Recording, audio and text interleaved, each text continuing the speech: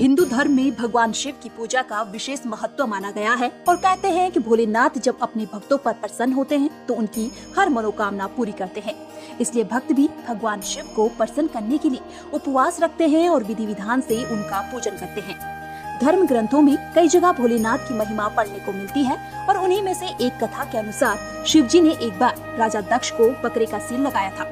आइए यहाँ पढ़ेंगे पूरी कथा और जानें आखिर क्यों भोलेनाथ ने राजा दक्ष को बकरे का सिर लगाया। माता सती का आत्मदाह।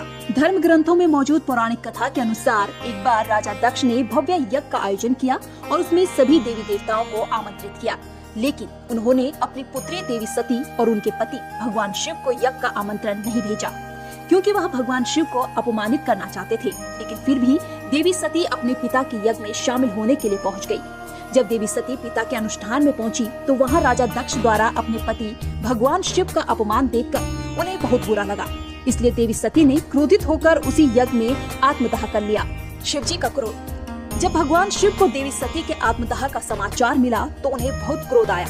क्रोधित होकर वह राजा दक्ष के यज्ञ में पहुँचे और वहाँ पहुँचकर गुस्से में उन्होंने राजा दक्ष का सिर काट दिया। जिसके बाद देवताओं ने आग्रह किया कि वह राजा दक्ष को जीवन दान दे, इसलिए लगाया राजा दक्ष को बकरे का सिर।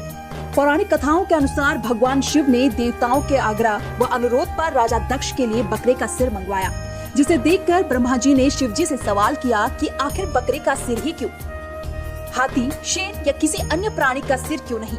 इस सवाल का जवाब देते हुए भगवान शिव ने कहा कि नंदीश्वर ने राजा दक्ष को श्राप दिया था कि अगले जन्म में बकरा बनेगा, इसलिए उनके लिए बकरे का सिर मंगाया है। शिवजी ने राजा दक्ष को बकरे का सिर लगाया और जीवन दान दिया। राजा दक्ष को भी अपनी गलती का एहसास हुआ और उनका घमंड समाप्त हो गया।